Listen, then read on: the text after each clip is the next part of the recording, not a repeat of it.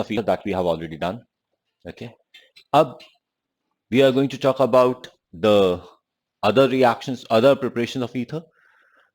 ये तो हमने सारे कर लिए, बस that's it. The preparation of ethers are these only. उससे ज्यादा हमारे पास method of preparation of ethers नहीं है. अब हम ईथर के प्रॉपर्टीज की बात करें. लास्ट क्लास में आप देखिए, आप एब्सेंट थे पिछली क्लास में. हाँ कोई बात नहीं, आप उस क्लास की रिकॉर्डिंग देख सकते हैं, हमारे पास वो रिकॉर्डिंग अवेलेबल है.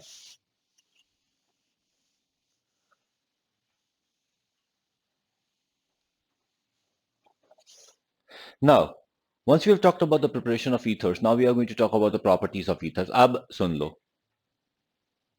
जब हम ईथर्स की बात करते हैं तो ईथर्स के अंदर सबसे पहली बात है weak van der Waals forces हैं. Clear? And that is about the surface area, molar mass की बात करते हैं. तो ethers have weak van der Waals forces. अच्छा, ईथर की अगर हम बात करें तो उनका स्ट्रक्चर कुछ इस तरीके से, यहां पे हमारे पास कार्बन है, ये हमारे पास ऑक्सीजन है, ये हमारे पास कार्बन है. अब एक बात ख्याल रखो, जब भी हम इनऑर्गेनिक केमिस्ट्री की बात करते हैं, इनऑर्गेनिक केमिस्ट्री के अंदर we are talking about the structure of the molecules. ठीक है? इनऑर्गेनिक में हम जब भी स्ट्रक्चर ऑफ द मॉलिक्यूल्स की बात करते हैं, we are always talking about the electron pairs. हम हमेशा इस बात की बात करते हैं कि इलेक्ट्रॉन पेयर्स एक दूसरे को रिपेल करते हैं. इनऑर्गेनिक केमिस्ट्री में हम शायद ही कभी स्टेरिक हिंड्रेंस की बात करते हैं. इनऑर्गेनिक केमिस्ट्री में जब हम VSEPR की बात करते हैं, we are talking about valence shell electron pair repulsion. We are never talking about atoms repulsion, molecule repulsion की बात ही नहीं करते. ठीक है? कभी सोचा है क्यों? और ऑर्गेनिक केमिस्ट्री में शुरुआत स्टेरिक हिंड्रेंस से करते हैं. Any idea why?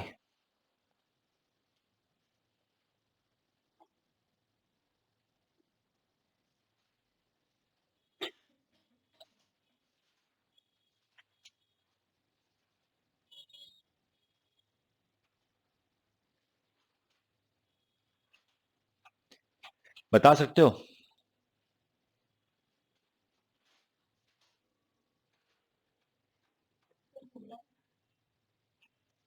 नहीं, ऑर्गेनिक केमिस्ट्री में हम स्टेरिक हिंड्रेंस की बहुत ज्यादा बात करते हैं ना. जब हम SN1 SN2 रिएक्शन की बात करते हैं, वहां पे भी हम स्टेरिक हिंड्रेंस की बात करते हैं. और कहीं पे हम रिएक्शन रेट की बात करते हैं, वहां भी हम स्टेरिक हिंड्रेंस की बात कर लेते हैं. जैसे कि हमने उसका इस तरह का फॉर्मेशन की बात की, वहां हमने स्टेरिक हिंड्रेंस की बात कर ली. तो ऑर्गेनिक केमिस्ट्री में स्टेरिक हिंड्रेंस बहुत इंपॉर्टेंट, जबकि इनऑर्गेनिक केमिस्ट्री हम शायद कहीं बात ही नहीं कर दिया करते. ऐसा क्यों होता है?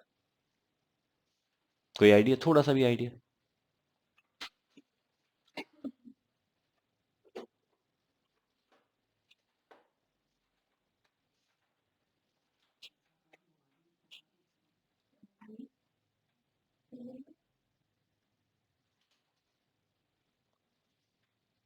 बोलो. अब सुनो मेरी बात बहुत ध्यान से. इनऑर्गेनिक केमिस्ट्री में सबसे बड़ा एनायन, अगर हम सिंगल एटॉमिक एनायन की बात करें, कौन सा होगा? I think that would be I minus. I minus would be the largest anion in the inorganic chemistry. तो अगर इनऑर्गेनिक केमिस्ट्री हम स्टेरिक हिंड्रेंस की बात करेंगे तो I माइनस की करेंगे. ठीक है? ऑर्गेनिक केमिस्ट्री में सबसे छोटा ग्रुप कौन सा होगा? अपार्ट फ्रॉम हाइड्रोजन सबसे छोटा ग्रुप कौन सा होगा ऑर्गेनिक केमिस्ट्री में? CH3. CH3 is bigger than I minus. अब समझ में आई बात? इनऑर्गेनिक का जो लार्जेस्ट ग्रुप है वो ऑर्गेनिक केमिस्ट्री के स्मॉलेस्ट ग्रुप से छोटा है. बेटा एक बात समझो ना, I माइनस एक एटम है, CH3 में 4 एटम है. ठीक है? 100 किलो का एक आदमी 50 किलो के दो आदमियों से ज्यादा कम जगह घेरता है.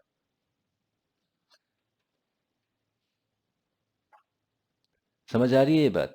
चाहे मास उसका ज्यादा है. इसी तरीके से जब हम ऑर्गेनिक केमिस्ट्री की बात करते हैं, और ऑर्गेनिक केमिस्ट्री में वो CH3 लगा किसके साथ है? कार्बन के साथ. तो इसलिए ऑर्गेनिक केमिस्ट्री में स्टेरिक हिंड्रेंस बहुत ज्यादा इंपॉर्टेंट हो जाती है. क्लियर? ये बात समझ में आ गई? नाउ इसके अलावा एक दूसरी बात, बहुत छोटी सी, बहुत इंपॉर्टेंट सी बात. यहां पे ऑक्सीजन के पास 2 लोन पेयर है. हम हमेशा ये बोलते हैं ना, lone pair repulsion is greater than bond pair repulsion. तो लोन पेयर अगर होते हैं तो वो बॉन्ड पेयर के बीच में एंगल्स कम कर देते हैं, ठीक है। लेकिन वो कहां पे स्टेटमेंट, पीएससीपीआर, इनऑर्गेनिक केमिस्ट्री। जब यहां पे ऑर्गेनिक केमिस्ट्री की बात करते हैं तो भैया सब कुछ बदल जाता है। यहां पे जो यहां पे कार्बन और कार्बन ग्रुप है, इनके बीच का रिपल्शन रोल पेयर रिपल्शन से ज्यादा हो जाता है। और जहां ये एंगल 109 डिग्री 28 मिनट्स तो टेट्राहेड्रल एंगल है ना, लोन पेयर हमेशा उसको छोटा कर देता है। यहां पे एंगल 110 डिग्री हो जाता है। यानी कि ईथर के अंदर जो एंगल है वो टेट्राहेड्रल एंगल से एक्चुअली बड़ा हो जाता है, because of the alkyl group and alkyl group repulsion. ठीक है, इज इट क्लियर? एक और बहुत, बिल्कुल आपने इनऑर्गेनिक में ये पढ़ा है, मैं मना कब कर रहा हूं, वही तो इतनी देर से मैं समझा रहा था। ऑर्गेनिक में बिल्कुल वैलिड है ये। पर प्रॉब्लम क्या है, ऑर्गेनिक का सबसे छोटा ग्रुप इनऑर्गेनिक के सबसे बड़ा ग्रुप से बड़ा है। क्लियर? तो इनऑर्गेनिक केमिस्ट्री के अंदर लोन पेयर रिपल्शन यानी कि इलेक्ट्रॉन की वो एक फिजिकल रिपल्शन तो है ही नहीं ना इनऑर्गेनिक केमिस्ट्री में। इनऑर्गेनिक केमिस्ट्री में साइज की रिपल्शन तो है ही नहीं ना। तो इस वजह से वहां पे वो प्योर प्रॉपरली चलता चला जाता है, वीएससीपीआर थॉरोली वर्क करती है। वीएससीपीआर तो यहां पर भी वर्क करती है क्योंकि कार्बन sp3 हाइब्रिडेशन उतना वर्क करता है, लेकिन जब एंगल्स की बात आती है तो स्टेरिक हिंड्रेंस इंपॉर्टेंस हो जाती है। Is this clear? ठीक है। अच्छा अब ये बताओ, अगर ये एंगल बड़ा हो जाएगा तो ईथर की डायपोल मोमेंट अल्कोहल की डायपोल मोमेंट से ज्यादा हो जाएगी या कम?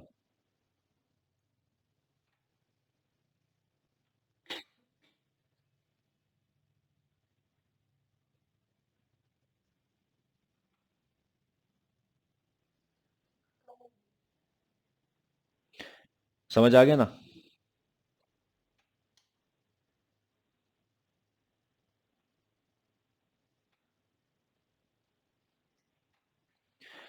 तो ईथर की डायपोल मोमेंट अल्कोहल की डायपोल मोमेंट से कम है, तो वेरी ऑब्वियसली ईथर का डायपोल डायपोल इंटरेक्शन भी कम हो जाएगा। इनफैक्ट ईथर के अंदर डायपोल डायपोल इंटरेक्शन इंपॉर्टेंट है ही नहीं, उसके अंदर भी weak van der Waals forces important हैं। तो जब हम ईथर के मेल्टिंग और बॉइलिंग, अच्छा ईथर पानी के साथ तो एक बार को हाइड्रोजन बॉन्ड बना सकता, लेकिन ईथर ईथर के साथ तो हाइड्रोजन बॉन्ड नहीं बना सकता। तो ईथर के अंदर जो इंपॉर्टेंट फोर्स हो जाएगा वो सिर्फ weak van der Waals force हो जाएगा।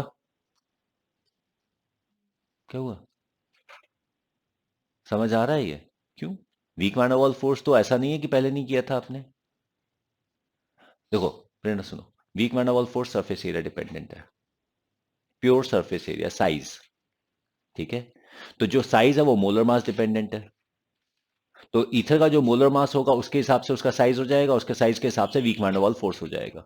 और weak van der Waals force एक ऐसा फोर्स है जो हर एटम, हर मॉलिक्यूल, हर आयन के बीच में होता ही होता है। तो it's something like universal force, जैसे ग्रेविटी एक यूनिवर्सल फोर्स है ना, मतलब कि जहां भी सब्सटेंस के अंदर मास होगा उन दोनों के बीच में ग्रेविटी होगी। उसी तरीके से जहां भी इलेक्ट्रॉन और प्रोटॉन होगा, इलेक्ट्रॉन और न्यूक्लियस होगा, वहां पे weak van der Waals force होंगे। तो केमिस्ट्री के अंदर weak van der Waals force is like a universal force, ठीक है। डिस्पर्जन फोर्स जिसे बोलते हैं। तो ईथर में डिस्पर्जन फोर्स तो है वो सरफेस एरिया डिपेंडेंट है। जब डायपोल इंटरेक्शन की बात करते हैं तो उसमें डायपोल मोमेंट होनी चाहिए, ठीक है। और डायपोल मोमेंट के लिए रिजल्टेंट डायपोल होना चाहिए। एंगल बीच में जितना बड़ा होता चला जाएगा, वेक्टर्स है ना डायपोल्स, तो वेक्टर्स का रिजल्टेंट भी उतना कम होता चला जाएगा। तो यहां पे जैसे जैसे हम इसका एंगल बड़ा करते चले जाएंगे, ये एंगल जितना बड़ा होता चला जाएगा, ये डायपोल मोमेंट एक दूसरे को कैंसिल करती चली जाएंगी, तो डायपोल मोमेंट कम हो जाएगी। इतना समझ में आया? क्लियर? हाइड्रोजन बॉन्ड के लिए ऑक्सीजन के साथ हाइड्रोजन अटैच होना जरूरी है, यहां पे ऑक्सीजन के साथ कार्बन अटैच है, हाइड्रोजन अटैच नहीं है।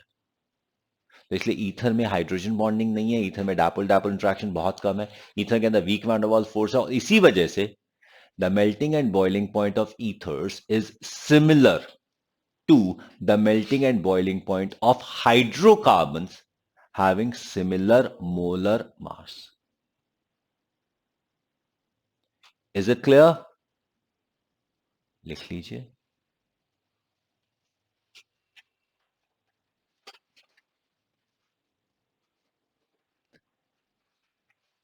The major attractive force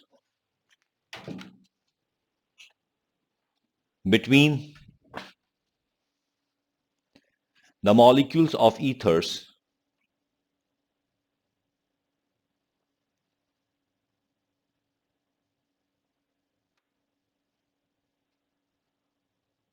the major attractive force between the molecules of ethers are weak van der Waals forces,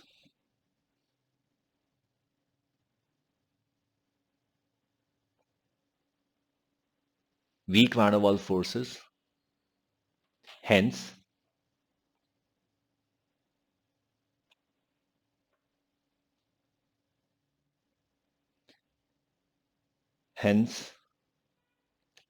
their melting and boiling point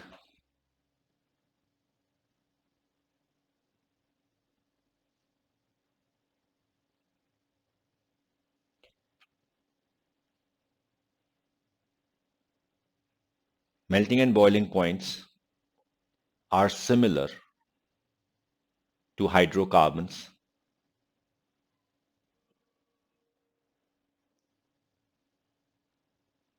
hydrocarbons of similar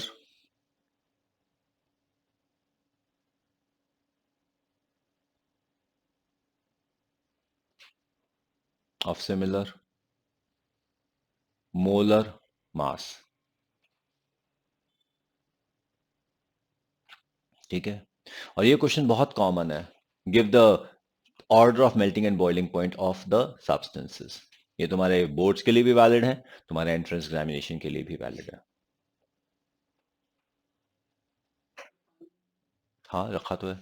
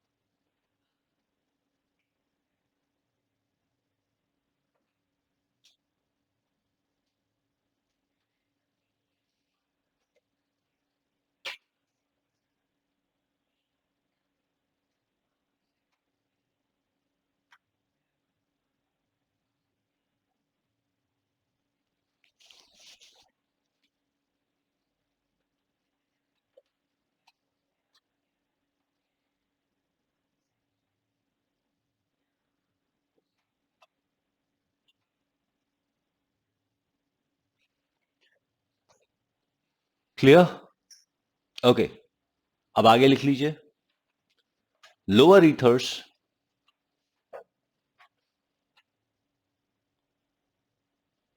are soluble in water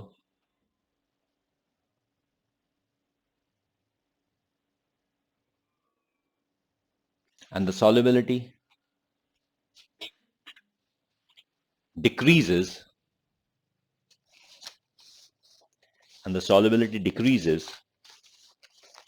with increase in the carbon chain length.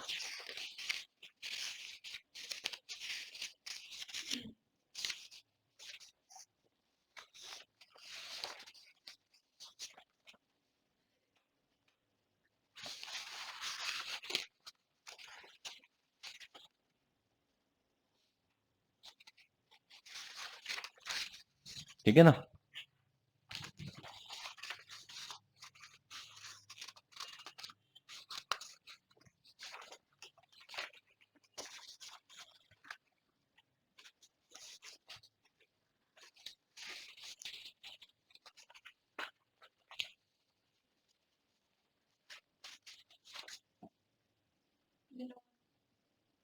Alcohol phenol लिख सका.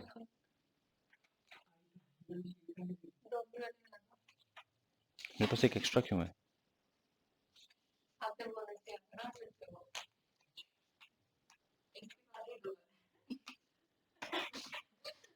अच्छा, okay,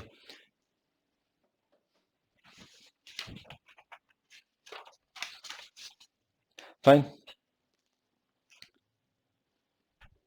okay then, तो यहां पर हमने बात की melting and boiling point की और सॉलिबिलिटी ऑफ ईथर्स की। अब बात करते हैं हम रिएक्शंस ऑफ ईथर्स की। जब हम रिएक्शंस ऑफ ईथर्स की बात करते हैं तो यहां पे बहुत छोटी सी पहली सी बात है, ethers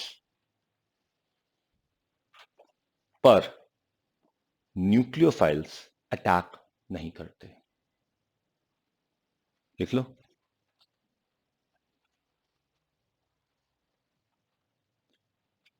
ethers do not react with nucleophiles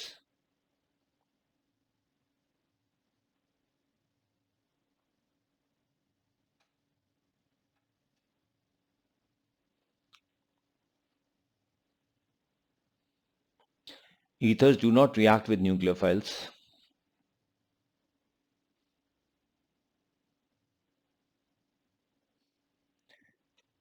that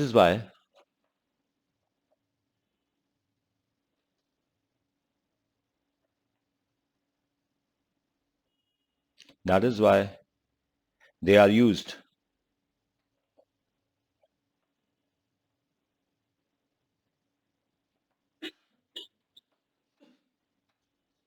as solvents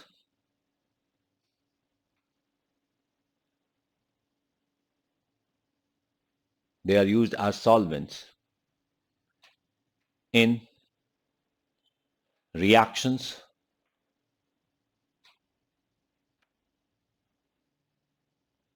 involving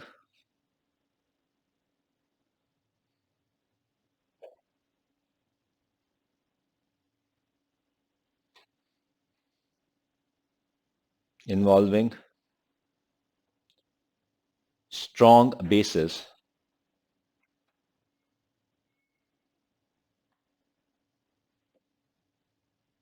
such as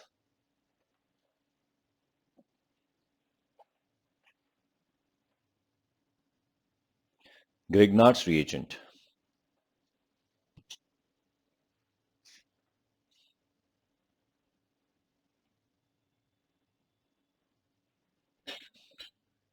ठीक है,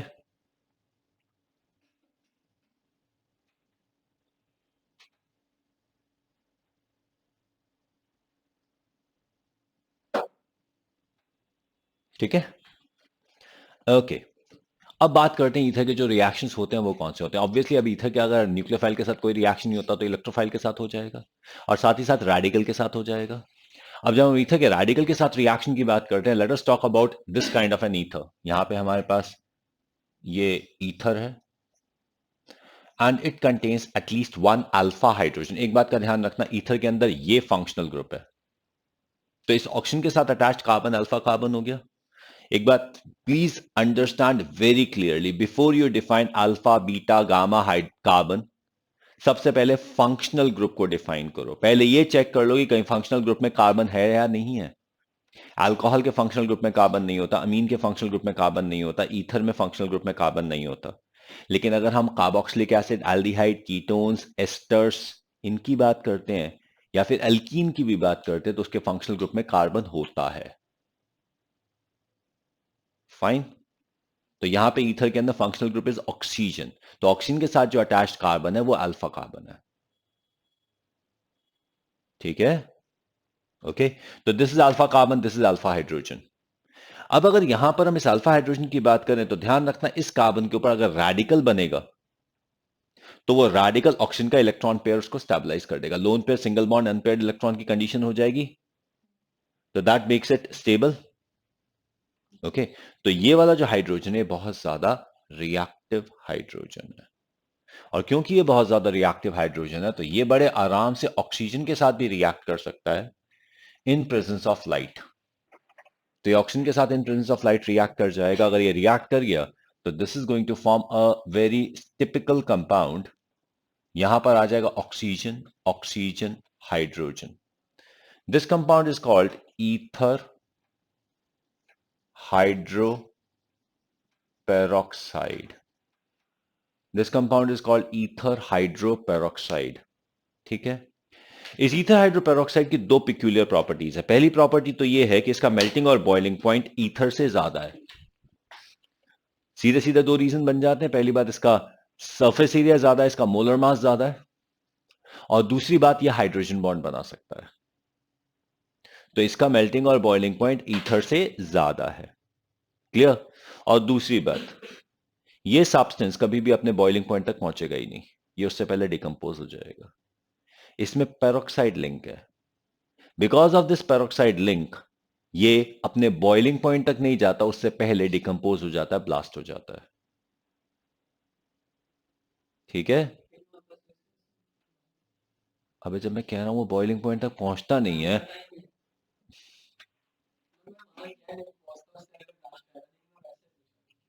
बेटा उसका जब पता है कि वो अपने बॉइलिंग पॉइंट से पहले उसका ब्लास्ट हो जाएगा, तो मैं उसका बॉइलिंग पॉइंट डिटरमाइन कैसे करूंगा? ब्लास्ट होने का कोई स्पेसिफिक टेम्परेचर नहीं है ना, क्योंकि ये ईथर के अंदर इसको प्योरीफाई नहीं किया जा सकता। ईथर को सेपरेट करके इसको प्योरीफाई करोगे तब तो इसका प्योर का बॉइलिंग पॉइंट निकालोगे, इसका ब्लास्ट पॉइंट निकालोगे।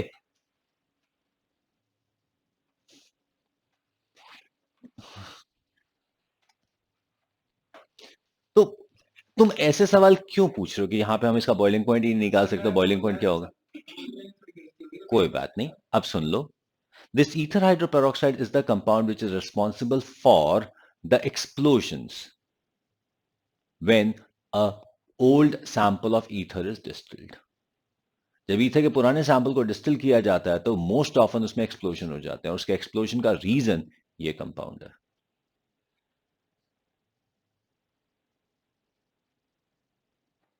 ठीक है।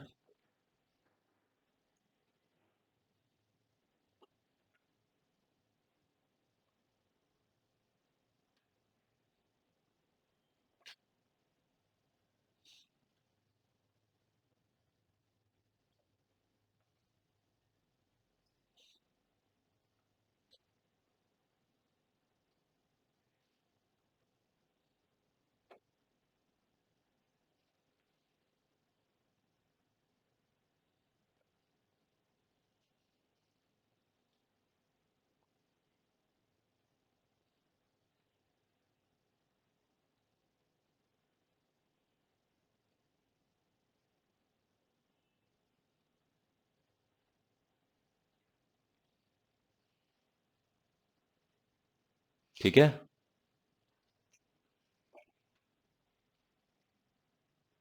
Any kind of confusions?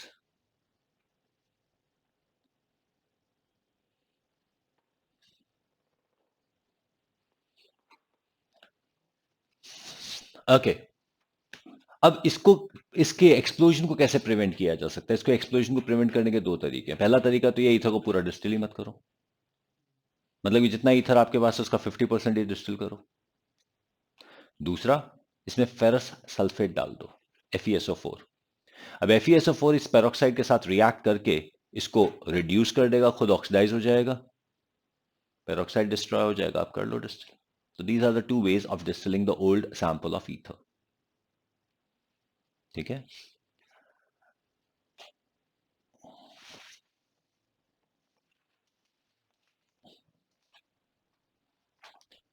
अब ये तो एक रिएक्शन था ईथर का। Now let us talk about the other reaction of ether.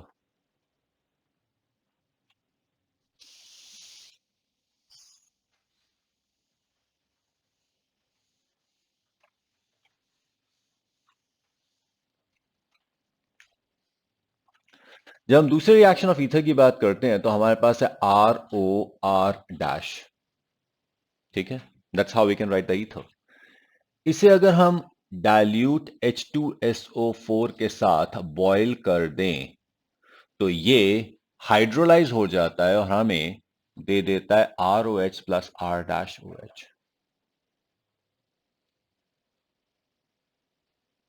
ROH plus R dash OH ये हमें दे देता है, यानी कि इट हाइड्रोलाइजेस टू फॉर्म अल्कोहल्स। ठीक है। फर्दर, अगर इस ईथर को हम हॉट कॉन्सेंट्रेटेड HI के साथ ट्रीट कर दें, हॉट कॉन्सेंट्रेटेड HI का मतलब है हमारे पास 373 केल्विन है, 100 डिग्री पर।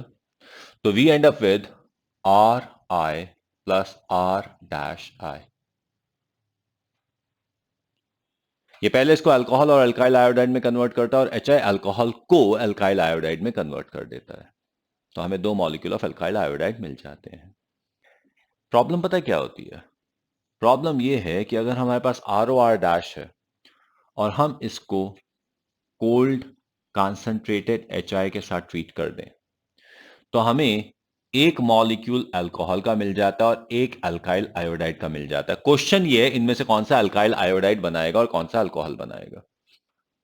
That is the very important question. ठीक है, एनीवे लेट अस से हमारे पास है CH3O CH3। तो यहां पर तो हमें कोई प्रॉब्लम नहीं है, हमें CH3OH मिल जाएगा और CH3I मिल जाएगा।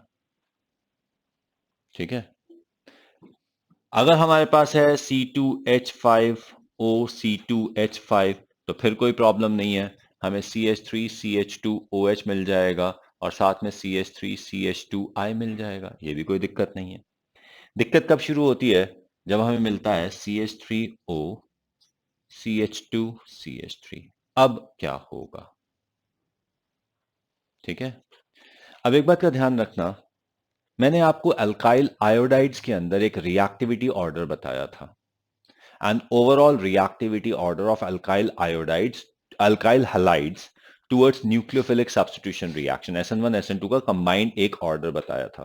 ठीक है, उस कंबाइंड ऑर्डर में मैंने आपको बताया था that the most reactive are CH2 double bond CH CH2I X कर दो, ठीक है, या फिर CH2X, ये सबसे ज्यादा रिएक्टिव है। ठीक है, followed by the tertiary, followed by methyl. ठीक है, followed by primary, followed by secondary, यही लिखवाया था मैंने ऑर्डर। ठीक है, फॉलोड बाय दिस कंपाउंड,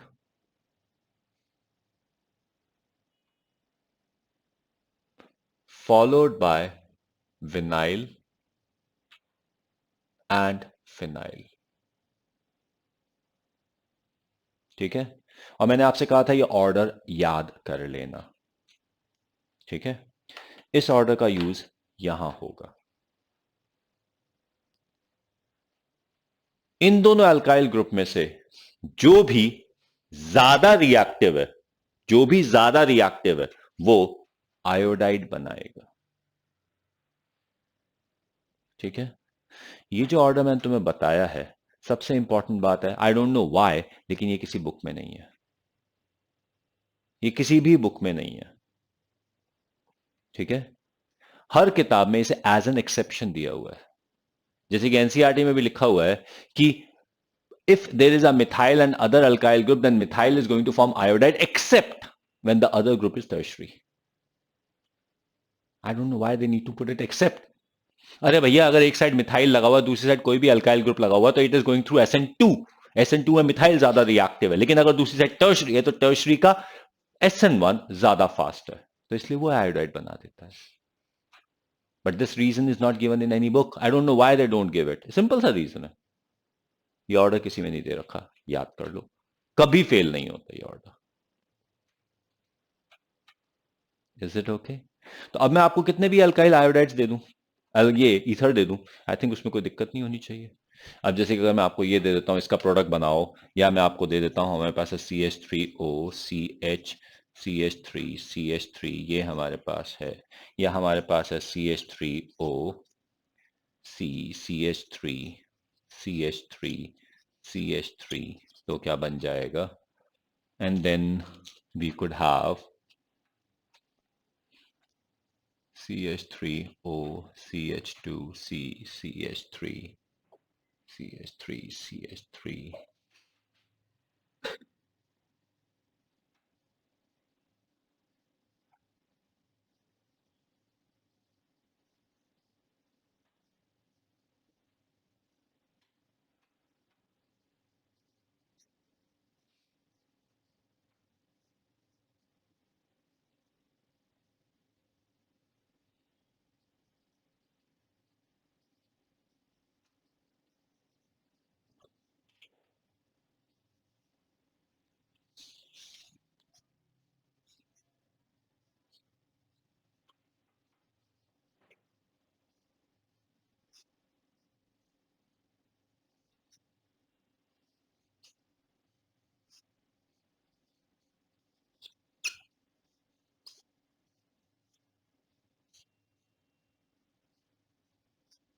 चलिए इन सब का कोल्ड कंसंट्रेटेड HI के साथ रिएक्शन करवा के प्रोडक्ट बना दीजिए।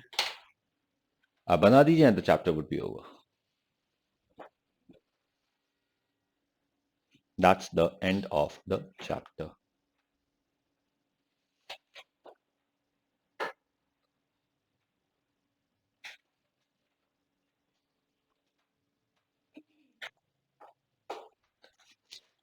If I write the products, so here it is going to be CH3I, here it is going to be CH3I, here it is going to be CH3OH. समझ आ गया? ठीक है? Here again it is CH3I, here again it's CH3OH. This is CH3I, this is CH3OH. ठीक है? And here the product is CH3CHO.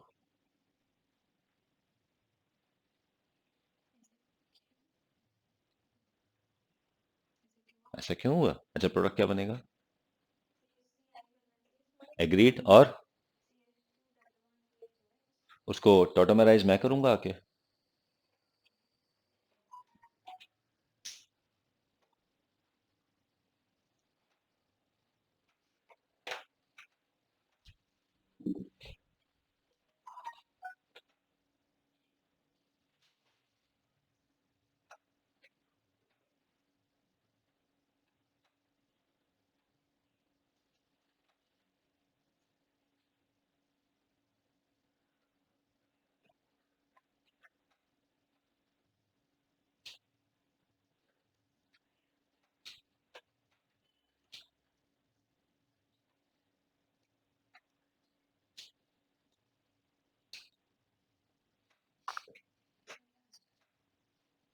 Last वाले में क्या दिक्कत है?